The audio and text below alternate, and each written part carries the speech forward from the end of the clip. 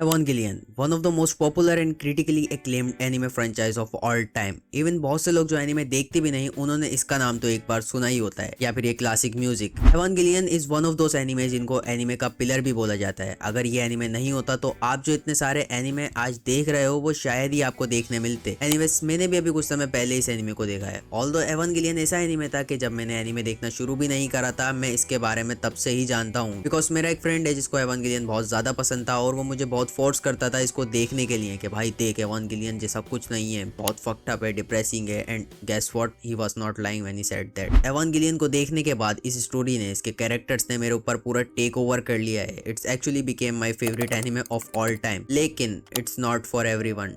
And सच में Evangelion एक ऐसी स्टोरी है जिसको देखकर या तो आप इससे पूरी तरह से एडिक्टिव हो जाओगे, इसको देखने के एटलीस्ट कुछ हफ्तों तक तो आप इस एनिमे की बात ही करते रहोगे, या फिर एक पॉसिबिलिटी ऐसी भी है कि आप इसको देखने के बाद बोलोगे कि वाई। बट अगेन जरूरी नहीं कि आप इसको देखने के बाद इसको लाइक ही करोगे, because first of all Evangelion is the most confusing anime with very ambiguous concept that I have watched. और साथ ही ये एनिमे बहुत कंट्रोवर्शियल भी है एंड यही रीजन है कि इस एनिमे को सबसे ज्यादा in depth analyse and explain anime भी कहा जाता है। एवंगेलियन के हर एक एक्सपेक्ट को बहुत डीपली एनालाइज किया जा चुका है। आपको इस एनिमे के हर एक सीन के ऊपर एक ना एक वीडियो तो देखने मिल ही जाएगी यूट्यूब पर, जहां उस सीन को इन डेप्थ एक्सप्लेन करा हुआ होगा किसी ने, बिकॉज ये स्टोरी है ही इतनी कॉम्प्लिकेटेड। इसमें बहुत से symbolism, mythological references and human psychology का यूज किया गया है। इसको लिखते समय इसका राइटर अपनी लाइफ के ऐसे पीरियड से गुजर रहा था कि एक समय को वो सुसाइड भी करने वाला था। एंड दैट्स व्हाई इस एनिमे में और इसके कैरेक्टर्स के नेगेटिव एटीट्यूड्स में वो चीज नजर भी आती है कि राइटर आखिर क्या सोच रहा था इसको लिखते समय। तो इन शॉर्ट आप इस एनिमे को देखकर अप्रिशिएट उस सूरत में ही कर सकते हो अगर आप अपनी लाइफ के एक मेस्ड अप टाइम को एक्सपीरियंस कर चुके हो और you are experiencing one right now. Just kidding, actually आप इस एनिमे को तब एंजॉय कर सकोगे अगर तो आप इन कैरेक्टर्स को थोड़ा समझ सको। अगर आप शिंजी को, जो कि एवंगेलियन का मेन कैरेक्टर है, उसके इस नेगेटिव फ्रेम ऑफ माइंड को समझ सको, लाइक वो एक ट्रॉमाटाइज्ड चाइल्ड है जिसके ऊपर ह्यूमैनिटी को बचाने की रिस्पॉन्सिबिलिटी फोर्स की जाती है, जहां वो इतनी छोटी एज में ही इतना सब एक्सपीरियंस करता है एंड सो ऑन। बट जिन्होंने हवा देखा है, सो मैं यहाँ ये नहीं कह रहा कि आपको इस सब से रिलेट करना पड़ेगा, बस ये कह रहा हूँ कि समझना पड़ेगा थोड़ा बहुत ही सही। तो जैसा अभी पहले बोला था मैंने कि अगर सो आप अपनी लाइफ में लोवेस्ट एक्सपीरियंस कर चुके हो तो आप शिंजी या आस्का और जितने भी कैरेक्टर्स हैं आप उनको अच्छे से समझ सकोगे। And that is actually how you can understand Evangelion and आप इसको अच्छे से एक्सपीरियंस कर सकोगे। अब बाद में आप उन कैरेक्टर्स को भले हेट करो या उनके लिए बैड फील करो, वो टोटली आपके ऊपर डिपेंड करता है, इट्स सब्जेक्टिव। और एवंगेलियन की स्टोरी भी हमें फोर्स नहीं करती किसी भी कैरेक्टर के मेस्ड अप एक्शंस को या उनके मोटिव्स को फोर्सफुली सपोर्ट करने की। बेसिकली राइटर का इसको लिखते समय ये माइंड था कि मैं तो ये लिख रहा हूँ, अब तुम देख लो इसको कैसे देखना है। तुम इसको देखकर इसकी स्टोरी या कैरेक्टर के नेगेटिव पॉइंट ऑफ व्यू से डिप्रेस्ड हो जाओ या फिर उन थॉट से कुछ सीख कर एक पॉजिटिव मैसेज इंटरप्रिटेट कर लो। एंड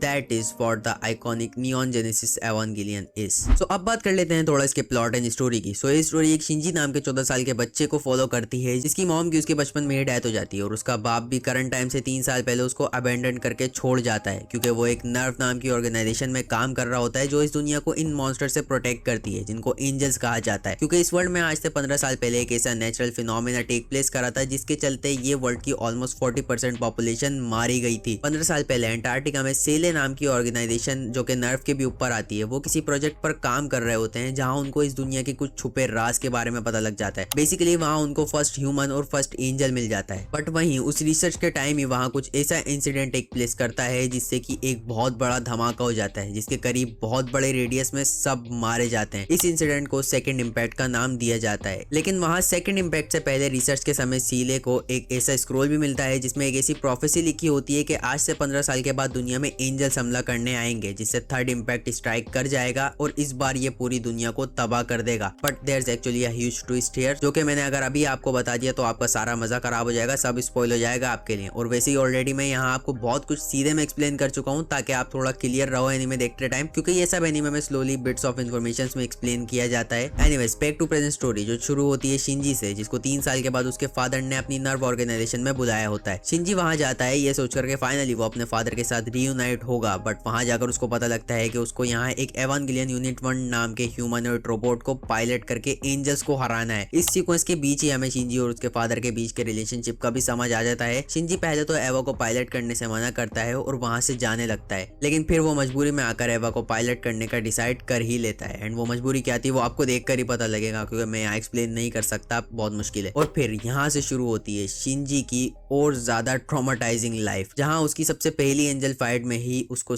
साइकोलॉजिकल पेन झेलना पड़ जाता है। उसका एवांगेलियन बर्जर्क मोड पे चले जाता है। उसके लिए वो अपने फादर की नजरों में और ज्यादा गिर जाता है and that's just goes on as the story progress, जहां हमें धीरे धीरे और इनसिक्योर और डिप्रेस्ड कैरेक्टर्स भी इंट्रोड्यूस कराए जाते हैं। रे जो कि फर्स्ट एवांगेलियन यूनिट 0 की पायलट होती है एंड मिसातो जो नर्व हेडक्वार्टर में काम करती है। आस्का वो भी one of the most important character बनती है सीरीज की एंड इनके अलावा भी बहुत से इंटरेस्टिंग कैरेक्टर्स इंट्रोड्यूस कराया जाता है जिनके सबके अपने अपने गोल्स होते हैं, स्टोरीज होती हैं, मोटिव्स होते हैं। किसी के बहुत ज्यादा कंफ्यूजिंग होते हैं, किसी के बहुत स्ट्रेट फॉरवर्ड होते हैं, बट हर कैरेक्टर की प्रॉब्लम को एक यूनिक वे में एक्सप्लेन या एक्सप्लोर कराया जाता है। And what I meant by unique is that it's all just gives us negative vibes. और इसके बाद बस ये स्टोरी चलती रहती है और आपको भी उस ग्रीफ में धकेलती रहती है एंड एक समय को आकर आप उस मिजरी को एंजॉय करने लग जाते हो। तो अगर आपको जानना है कि नर्व क्या है या सीले क्या है, इनके मोटिव्स क्या है, शिंजी का कैरेक्टर क्या है, या फिर वो डेड स्क्रॉल क्या है, या फिर डिवाइन एंटिटीज क्या है, एंजल्स क्या है, बेसिकली एवांगेलियन आखिर है क्या, सो वो जानने के लिए आपको देखना पड़ेगा नियॉन जेनेसिस एवांगेलियन। ऑल्दो देखकर भी कुछ समझ नहीं आने वाला। वेल, एवांगेलियन की एक और खास बात यह है कि इवन इसको देखने से पहले ही लोग कंफ्यूज हो जाते हैं कि आखिर देखना कहां से शुरू करें, बिकॉज ये बहुत बड़ी फ्रेंचाइज है। इसमें बहुत मूवीज भी आ चुकी हैं एंड सीरीज तो एक ही है फिलहाल। बट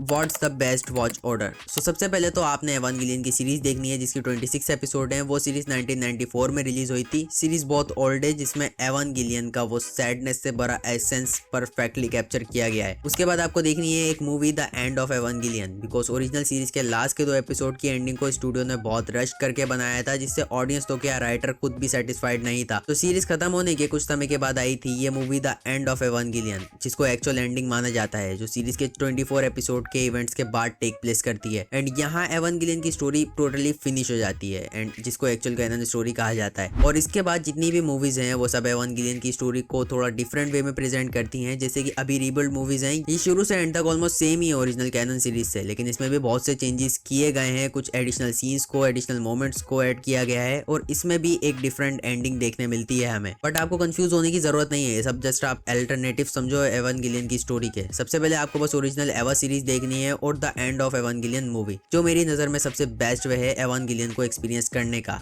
उसके बाद अगर आप ऑब्सेस्ड हो जाओ इस सीरीज से तो फिर आप जितनी चाहे अल्टरनेटिव्स देख सकते हो। मैंने भी सेम ऐसा ही देखा है and trust me, original series और the end of Evangelion movie जैसा एक्सपीरियंस किसी भी मूवी में नहीं है। एंड हाँ, बहुत से लोग रीबिल्ड सीरीज को रिकमेंड करते हैं कि अगर आपको 90s एनिमेशन स्टाइल ओल्ड लगती है तो आप रीबिल्ड देख सकते हो, बट नहीं, मेरी नजर में वो अल्टरनेटिव है, उसको आप बाद में जरूर एक्सपीरियंस करो। वो मूवी सीरीज बहुत बढ़िया है, लेकिन सबसे पहले आप ओरिजिनल स्टोरी ही देखो, ओरिजिनल सीरीज और the end of Evangelion movie.